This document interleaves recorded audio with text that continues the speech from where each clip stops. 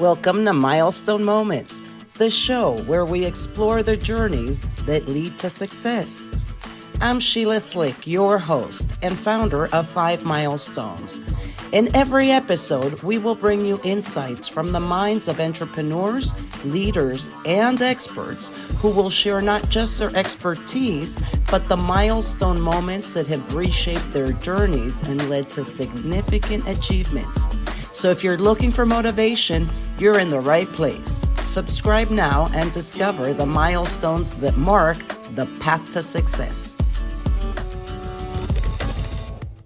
Welcome to another episode of Milestone Moments in Business and Leadership. I'm your host, Sheila Slick, and today my special guest is Jeannette Cieszykowski. She is a personal life strategist with over 11 years of experience and for over 4 years has been working with top entrepreneurs, helping them break through plateaus, reignite their passions, and create the energy they need to scale, all without burnout. Welcome to the show, Jeannette. Hello. Well, let's start learning a little bit about you and how you got to doing what you do today. How did you become a personal life strategist? What was that pivotal moment that led you to decide this is what I want to do?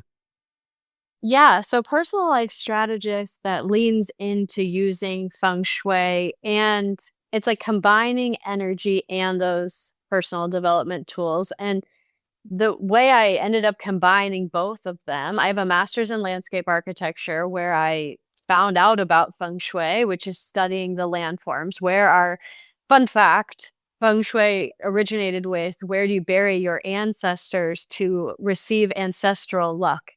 So it's not everything it is today about decluttering and sometimes people think it has to do with tchotchkes in their house.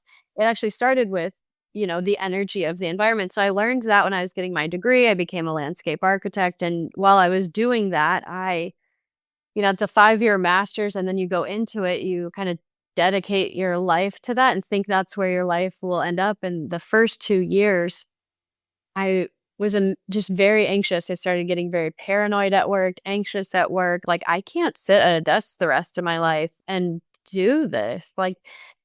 Um, yeah, it just, and what we learn, and a lot of your guests have kind of talked about this too, is your body will tell you something's up. And it usually shows up in the form of emotions, paranoia, anxiety, something. I'm lucky that it didn't result in any big health issues other than just like my heart racing. And yeah, so I sit there and I start to look at what do people tell me I'm good at, right? And meanwhile, I'm doing feng shui on the side, so this all does tie back together. But I'm like, what do people tell me I'm good at? Well, at work, everyone tells me I talk a lot, and it turns out you could get paid to do sales, which is just like talking for work. And I was like, I should switch into that. So I feng shuied my space to attract the right helpful people, to attract this new job. And I did. I attract this sales job. I have no experience. Move into that. I love it. It's great. We fixed that first plateau, right? Of not liking and feeling really uncomfortable in my corporate career. Go into sales. I love it.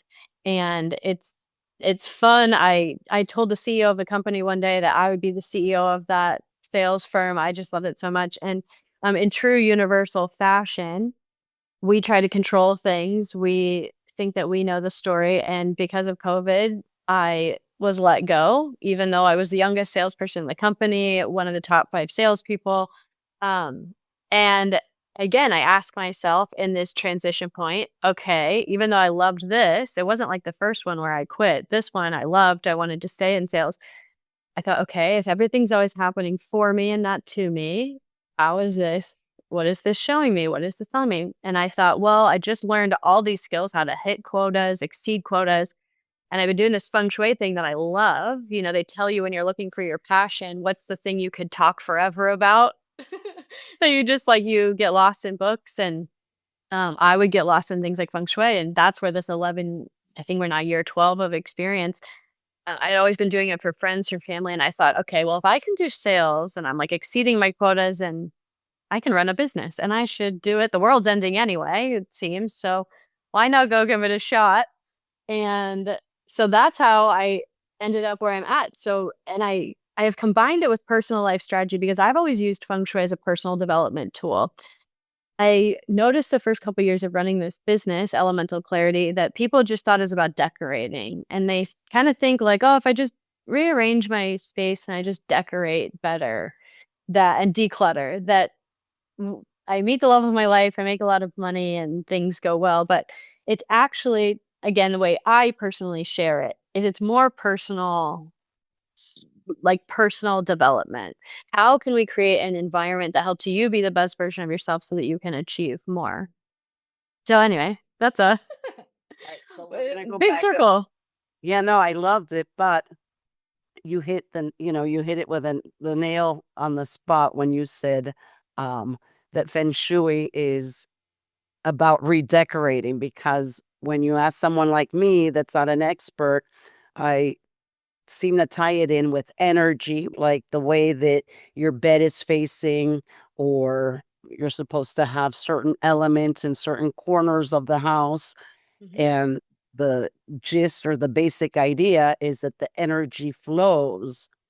Exactly.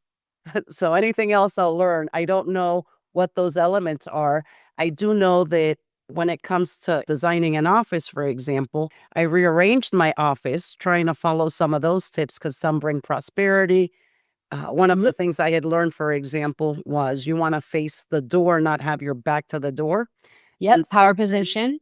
yeah, something I read inspired me enough to actually do that change. I don't remember what it was, but I just remember you're supposed to be facing the door, not have your back to the door. And so I do look forward to learning more and also getting some more tips on how we can improve our life, not just our workspaces or home spaces using it. So, how does it tie in to personal development? I'd love to know that versus, the traditional ways that we think about it in spaces. If you think about it, you're optimizing. A lot of people start with optimizing their internal energy, right? Entrepreneurs that are maybe looking for being like more spiritually led or just more balanced leaders in entrepreneurship, right? Not all hustle. They like the creative side as well. They maybe meditate, they eat well, they meditate to clear their thoughts. So they're working on their internal systems, and that's what most people are familiar with. And I actually started backwards. I was looking at my environment. And so what I've realized, the way that it links in is that we put, especially entrepreneurs, people who are very motivated, who consider themselves high achievers, they think they have to do everything. I have to be the best. I have to think positive. I have to be calm. I have to achieve like everything. They put so much pressure on themselves that they have to do everything. And with feng shui, is yes, there is this like high level layer of decluttering. Whether you're feng shuiing, whether you're being intentional about it, we all know that visual clutter is mental clutter, right? It's hard to function in a hoarder's house. But what feng shui goes deeper is it's kind of like creating this, your home can be a 3D vision board. You're working out, you're trying to think positive, you're meditating, but if your space makes it difficult to eat healthy, makes it difficult to meditate, makes it difficult to get out the door. And again, this is still even higher layer of like you don't know if you don't know where your keys are, your energy is always somewhat drained. You cannot function or show up 100% in your business.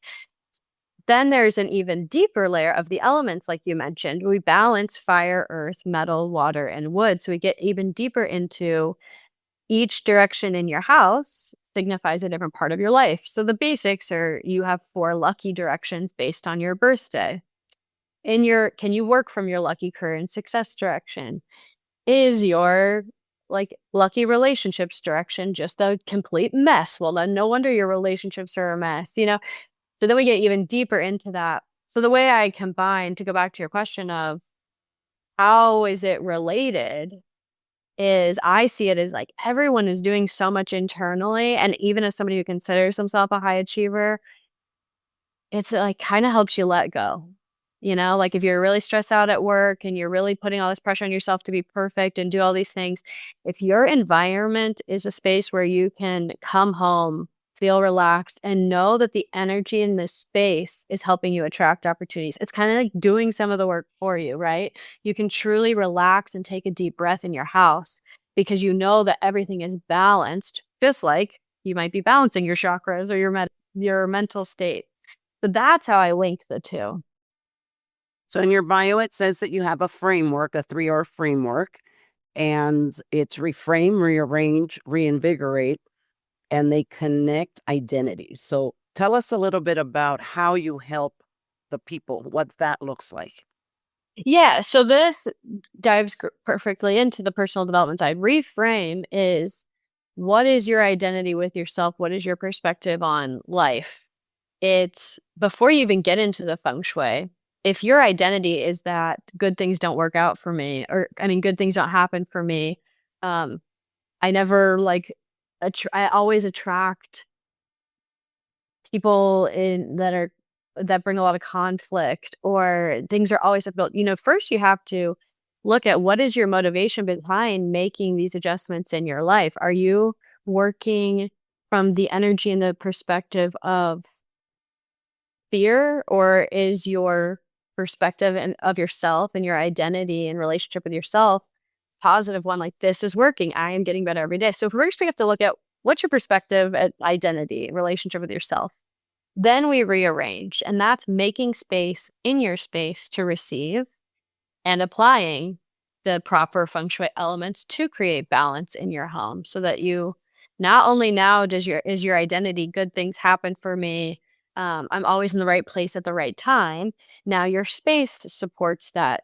I have intentional imagery in my office. My desk is set up in the power position. That's that rearrange. And then reinvigorate is taking action. So, how do you now take aligned action? You have a lot of people that say, I want work life balance.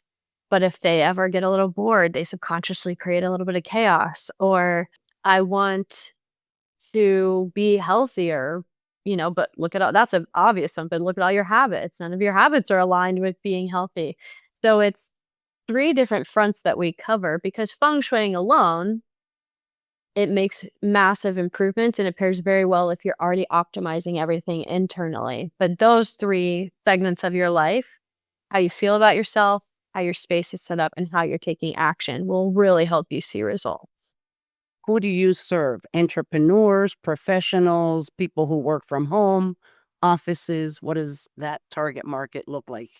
Yeah, so I help entrepreneurs, whether they're working from home, whether they're C-suite in an office, whether they are small business in a business space. I help anyone who wants to improve their space. Can you give us like an example? I'm trying to just visualize it. And I guess it's because the concept is really unique. The mind, the person, the mindset, and the space. So it's not just like getting an interior decorator or someone that knows about that. Yeah. We're combining the two. So I'd love to continue learning a little bit more. Yeah. Yeah, no, it is. It is like and this is why I changed my title from feng shui consultant to personal life strategist, because most people, they heard feng shui consultant and they would immediately either write me off, or write the idea off, because they'd think, I don't need to declutter, I don't need to rotate my couch, my business is losing money, my personal life is in shambles. And I'm like, well, that's exactly what feng shui helps with, actually, is that when you balance your space, when you balance your bedroom, your relationships improve. When you balance your kitchen or your living room, your health improves. And so it is a very unique concept, and changing the terminology around, because most people don't think that their environment impacts them as much as they do. So, a business example is, I had a woman who ran an event company, and she had like a headquarters, and she was getting hit with a lot of lawsuits, and also all of her staff were like arguing. There was a lot of gossiping in the office. There was a lot of internal bickering in the office, and she's just like, we're an event company. Like, we're fun. Things are colorful. Things are a good time. Like, I don't understand why all this stuff is happening. And she had hired an interior designer. She spent tens of thousands of dollars making it look very high end, like boutique style. It was very cool. So she did the interior design part that she thought. But when I got into the space and looked at the energy layer of it, we saw that there are certain elements conflicting. And that's like kind of a whole nother rabbit hole. But if people are familiar with traditional Chinese medicine or any kind of metaphysics, you're balancing these elements. And in her case, she had employees in a part of the office where there was a tension, like a fighting, arguing energy. Well, we moved their desks to a different room, and some people quit, some people, it just went away. We added water to a certain part of her headquarters, painted a wall black, added in a more natural light to the door, and the lawsuits go away. And then we made her have her own office. It was an interesting scenario where she wanted to be relatable. She wanted to be the boss where she was interacting with people, and she had difficulty with authority, I guess. She wanted to be everybody's friend, but it's like, you're the CEO. You need your own office. We need to set your office up to be CEO like, right? We have talked about power position. You mentioned you put your desk in the power position where you're facing the door. That also created some structure in the business as well. So everything in her business started flowing more smoothly. And of course, money comes in after that because you don't have all the fighting, the wasted time. You don't have wasted resources on lawsuits. And then she felt more powerful showing up. She felt better. Now, I don't want to say dictating, but like delegating, hey, this is your role. This is your role. We have to get these things done. So that's the power of feng shuiing in a commercial space. But then, yeah, a lot of times today entrepreneurs work from home, and it's still similar. Maybe you don't have all your employees in your house, but do you feel powerful in your office? A lot of new entrepreneurs, they feel really uncomfortable pricing their offers, and they feel like, "Oh, I can't ask $2,000 for coaching. I can't ask $10,000. I can't say I'm a thought leader." They feel that imposter syndrome, and it's similar to dressing for success, right? You dress your space for success so that you can show up your best self. With the office space, I do feel differently. I can't explain the why, but I like open spaces. I don't necessarily love enclosed spaces. So when I set up my office, I'm always looking for that open space. Otherwise, I guess I feel enclosed. I may not know the meaning behind it, but I do like that openness. So, what is one small change that a person listening to this episode today can do to evaluate their surroundings so that they can improve their space or their life? Yeah. Since you have a lot of entrepreneurs that listen and a lot of people who are in transition, go ahead and look at that home office. Do you feel bold and empowered where you're sitting? So the power position that we keep referring to is, if you think about kings and queens, their thrones are facing the people that come up to them, right? You don't have your back turned to the door. They don't have their throne turned to where people enter. And that's what we mean by the power position. It's great if you have a strong, stable wall behind you. And then whatever your artwork is, does it help you feel empowered? Does it look people also kind of judge if you're on Zoom, if you're doing interviews, if you're doing any discovery calls to hire new clients. If you have a bunch of like Kleenexes or family photos, or it's just like disheveled and doesn't look purposeful, there's a subconscious thing there, right? Where the new potential client or the new potential boss will say, they judge it. It's like an unspoken thing. Just how you said it's unspoken. I don't know why I'm drawn to having more space, but these are those subconscious energetic cues. So check, are you in the power position facing the door? If you're working facing a wall, you often feel like you're hitting a wall. It'll like manifest itself that way. You feel like you're hitting a wall, not having creative ideas. Check the back of you. Is it a solid wall? And if you have artwork, if you have bookshelves, is it placed with intention? Have you looked there? Have you cleaned it up to where everything there feels meaningful? And then also, what is the first thing you see when you walk in your office? Because a lot of times people say, I can't figure out where I want to work. I'm uncomfortable. I have an office, but I don't want to work from there. Well, what's the first thing you see when you walk in? Is that inspiring or motivating? Or is it like a trash can, old tax receipts, tax forms, like a bunch of projects to do? Well, of course, you're not going to want to enter that room because you're not drawn to the trash, the old projects, the to dos that you'll get to later. So you go work from the couch or you go work from your bedroom instead. So those three areas I think are people will feel such massive shifts, just those the power position, desk placement, what is behind you when you're sitting at your desk and have like your camera on, and then what's the first thing you see when you walk into your office. Where can we find you online? Yeah, the best place, keeping it simple, is Instagram Elemental Clarity. And what is your next milestone? My next milestone is I would love to bring in more speaking events and even, I mean, long-term tenure, like some kind of TV show to really show people it's such a visual experience. So similar to how like the home edit got a show or works with Extreme Home Makeover, or like a little Netflix series like Marie Kondo. I would love working towards that more visibility. I look forward to tuning in as soon as you figure out platform you're going to launch that in. So I look forward to your own show. Thank you, thank you, And thank you so much for joining me today. thank you. And thank you all for tuning in to another episode of Milestone Moments in Business and Leadership. Until next time.